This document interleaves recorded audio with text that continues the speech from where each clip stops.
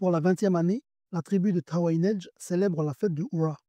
Cette édition a pour thème l'agriculture, une thématique incarnée par la multitude des produits proposés sur le marché du site, mais aussi par les débats qui vont s'y tenir ce soir et demain. Des échanges destinés à éclairer certaines problématiques que rencontrent les filières agricoles, comme celle de l'apiculture. Il y a de plus en plus de gens qui se mettent à produire du miel, de plus en plus de professionnels qui s'installent. Et du coup, on se retrouve avec une surproduction de miel sur le territoire. On estime aujourd'hui à 230 tonnes de miel produit cette saison. C'est le travail que mène la Chambre aujourd'hui avec le CPA et tous les acteurs de la filière apicole en Nouvelle-Calédonie. C'est de trouver comment partir à l'export, voir déjà si c'est possible et comment on peut y arriver.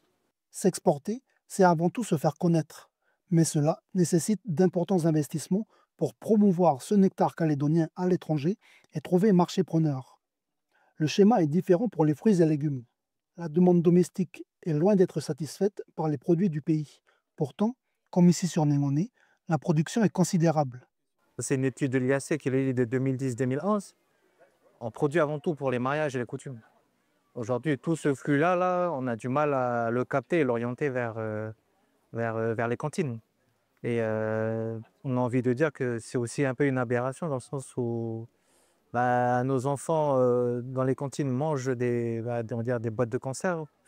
Et dans les coutumes, on mange très très bien. Mais le gaspillage qu'il y a, etc., et aussi les tonnes d'ignames et l'argent qu'on mobilise pour les coutumes, pour les échanges, sont très très importants. Malgré les efforts du monde agricole loyalsien et plus de 30 ans de provincialisation, les filières peinent encore à se structurer.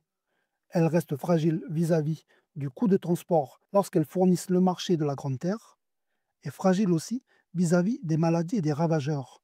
En témoigne le retour d'un virus qui avait pourtant été éradiqué depuis 2016. Avec le travail de surveillance biologique du territoire, donc, on a trouvé un foyer de Bunchitop qui est sur les îles, notamment sur les fonds.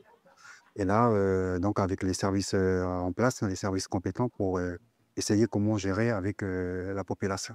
C'est un virus et qui en fait, il peut éradiquer même les variétés de bananiers locales.